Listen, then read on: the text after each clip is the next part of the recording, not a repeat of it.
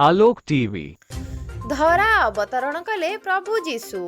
कंधमाल जिलार विभिन्न चर्च रे आज बड़दिन पर्व को ख्रीष्ट धर्मावलंबी माने धूमधाम रे पालन करिसंती।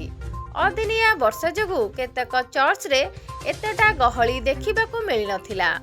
कंधमाल जिलार फुलबाणी, बालीगुड़ा, दारिंगबाड़ी, भू उदयगिरी, रायकिया आदि विभिन्न स्थान रे रहुतबा ख्रीष्ट धर्मावलंबी माने वर्षा जोगु चर्च जाई नथिबारु किछि चर्च रे उपस्थित कमिथिबा देखिबाकू मिलिछि।